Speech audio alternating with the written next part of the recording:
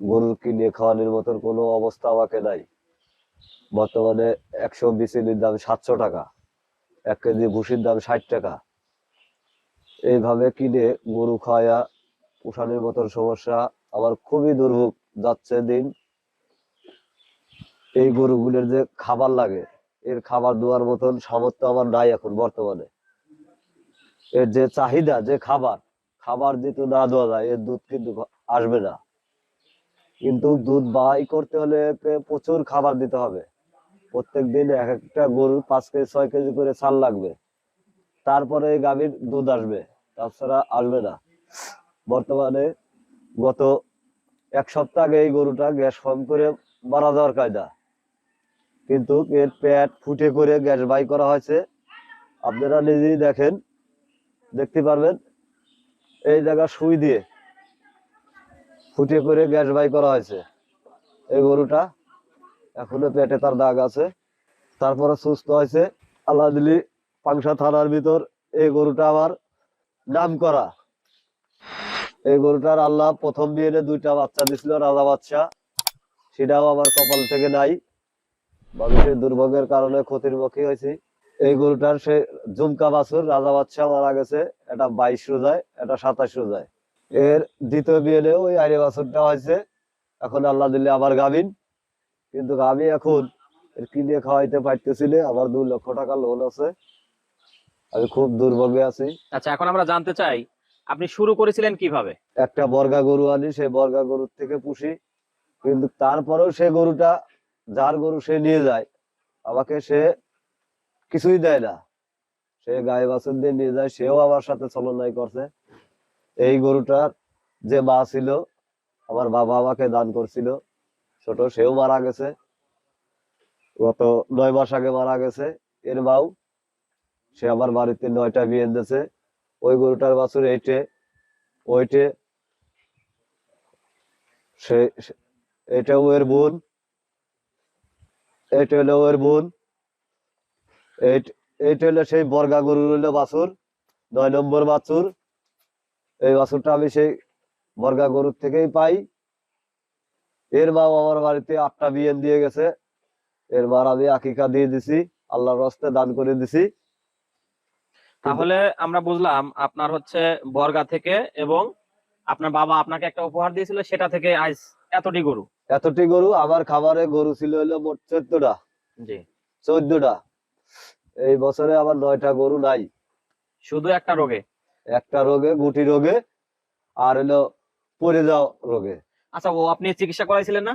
অনেক চিকিৎসা করাইছি, সেটিবেক, তারপরে জিঙ্ক, বহুত কিছু খাওয়াইছি, আল্লাহর রহমতে কোনো কাজ হয় নাই। পাংশার বড় বড় ডাক্তার দেখাইছি, পশু হসপিটালের, কোনো আমি ফল পাই নাই। আসলে যার যাবার আসলে হয়তো এভাবেই যায়। উনি একজন ভূমিহীন ভাই, দিন মজুরি করে তার সংসার চলে।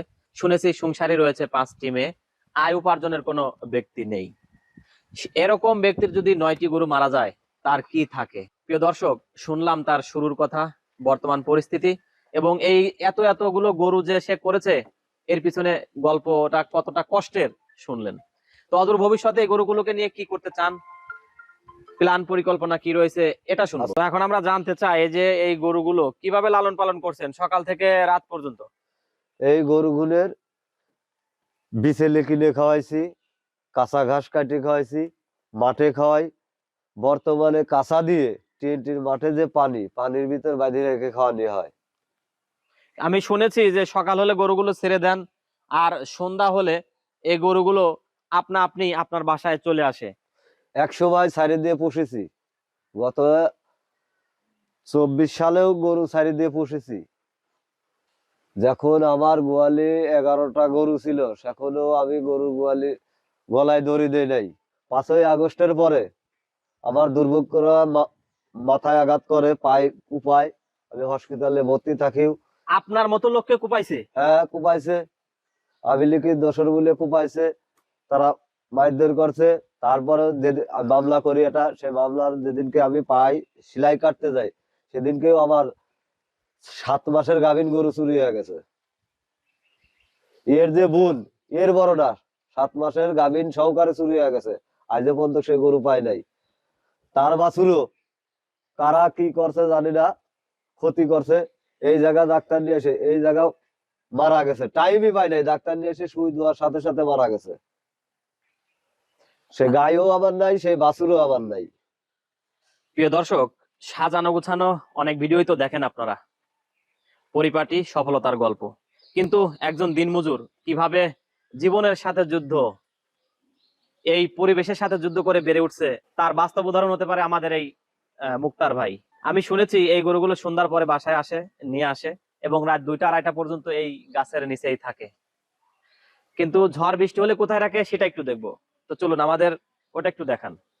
এখান থেকে শুরু করে ওই মাথা পর্যন্ত গরুই থাকতো, আচ্ছা আচ্ছা, এখন বর্তমানে খালি বুঝতে পারছি। এইটুকের ভিতরে গরু। আর যেহেতু কখনো বৃষ্টি না হয়, হ্যাঁ হ্যাঁ, তাহলে গরু এই বাগানেই থাকে সব। বুঝতে পারছি। প্রিয় দর্শক শ্রোতা, এই দেখতে এই পাচ্ছেন ঘরের ভিতর গরু মারা গেছে 5টা, এই 2টা ঘরের ভিতর 5টা গরু মারা গেছে। হুম। এই জায়গা ওই যে গরুটা বললাম, আর একটা গরু, সেই গরু পাংশার ভিতর নাম করা গরু ছিল, ওর রড ভরে বুড়ি মারা গেছিল ছোট থাকতে। বুড়ি সেলাই করে ওর 3টা বিয়ে দিয়ে গেছে, সেই গাভীটারও বাছুর আছে, সেই গরুটাও মারা গেছে। লাইট দাও, লাইট দিয়ে দাও। ওই গরুটা পড়লো কি হ্যাঁ। আর উঠলো না কোনোদিন, বিয়ে এলো, বিয়ের পরে পড়ে গেল। পড়ে যাওয়ার পরে অনেক ডাক্তার দেখাইছে, অনেক কিছু করছি, এই জায়গায় গর্ত করে চেষ্টা করেছি যে বাঁশ দিয়ে ই করে পেটের তলে দিয়ে ই করে দাঁড়া করব, দাঁড়া করে উঠাবো, পারি নাই, উঠাতেই পারি নাই। ওই গরুটা পাংশার ভিতর সবচেয়ে বড় গরু ছিল, পাংশার বাজারে যে ঘুরতো সবচেয়ে বড় গরু ছিল, লাল টকটকে সিন্ধি। ওর এক টানে দুধ হইতো, ওর 100 গ্রামও চাল দেওয়া হইতো না, ওর এক টানে 8 কেজি দুধ হইতো। আচ্ছা, সেই গরুটাও মারা গেছে। তো যাই হোক, আমরা শুধু ব্যর্থতার গল্পই শুনলাম। প্রিয় দর্শক, এতটা সংগ্রাম, এতটা দুঃখ কষ্ট, সংসারে 5টা মেয়ে, স্ত্রী, এগুলো নিয়েও যে উনি সুখী আছে তার প্রমাণ ওনার মুখেই পাওয়া যায়। আল্লাহ 2টে ডাল ভাত খাওয়াচ্ছে, তাই খাওয়া বাঁচি আছি। এখন সর্বশেষ জানতে চাই, এই গরুগুলোকে নিয়ে কি প্ল্যান রয়েছে? এখন পিলান আর কি, সুখ দুঃখ করে কষ্ট করে বাঁচতে হবে। এই গরুগুলোর যে দুধ বেচতেছি, দুধ দোয়াচ্ছি, আল্লাহ দিলে আলহামদুলিল্লাহ প্রত্যেকদিন দুধ দোয়াই রানিং। আমার বছরে আমার বাড়িতে দুধ থাকবেই। এখন বর্তমানে যে ভবিষ্যৎ রয়েছে, বর্তমানে আর বছরে আমি দুধ পাচ্ছি না। আর কোথায়ও দুধ না থাকলে আমার বাড়িতে বছরে দুধ থাকেইছে।